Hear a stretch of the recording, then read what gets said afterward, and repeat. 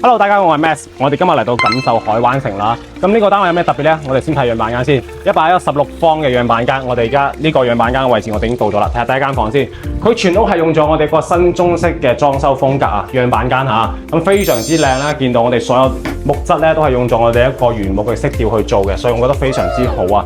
咁咧呢邊咧係做咗我哋嘅衣櫃同埋玄關位嘅，咁佢嘅膠標質量咧都非常之高，但係佢唔係我哋膠標啊，只不過係我哋樣板間嘅一個裝修風格，展示俾我哋睇啫。咁嚟到呢邊咧就係我哋廚房嘅位置啦，做咗個大 U 型嘅一個廚房位啦，空間都非常之闊落，留埋個冰箱位俾你添。咁咧廚房3件套嘅膠標係一定有噶啦。咁出面咧就係我哋6人台嘅一個餐廳位啦。咁呢個餐廳位咧可能放完張6人台之後會顯到比較窄，但係我覺得咧根據翻自己屋企嘅人數去做一番調整都冇問題嘅。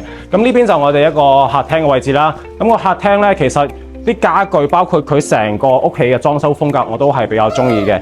咁我哋可以見到出面就係陽台啦。咁行到出嚟陽台之後咧，可以見到我哋陽台出面有個景色咧，都係非常之賞心悅目㗎。包括我哋嘅湖景啦，同埋綠化啦，我覺得係做得非常之好嘅。呢邊放埋嗰張藤椅，非常有休閒嘅感覺啊。咁我哋而家再去翻休息區睇下先。OK， 咁我哋睇翻我哋嘅休息區先。咁呢邊咧就係我哋一個乾濕分離嘅衛生間啦，冇問題嘅。其實呢邊3段式嘅一個躺門咧都係做到俾你嘅。呢個係膠標嚟嘅。咁咧鏡櫃啦，所有嘢都係我哋嘅個膠標嚟嘅。咁之後我哋去房間睇一睇。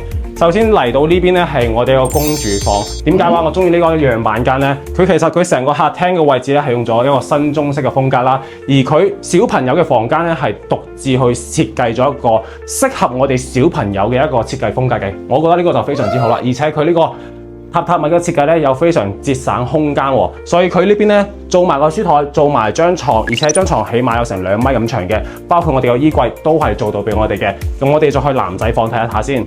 呢邊就我哋男仔房啦，我哋可以見到個採光啦，首先非常之好。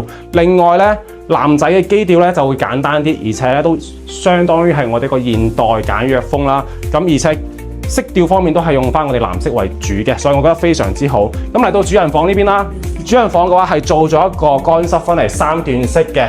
咁呢邊咧其實都冇咁多問題，但係咧行出嚟之後咧，雖然佢兩邊係做咗個衣帽間俾我哋啊，但係其實佢張床就對住個洗手間，可能就有少少唔好啦。咁咧到時候睇翻大家點去設計，呢邊做翻個屏風或者做翻個衣帽間嘅擋住佢就冇問題啦。咁呢邊就係我哋一個飄窗位啦。好，我哋睇到出面個景色都係非常之靚嘅。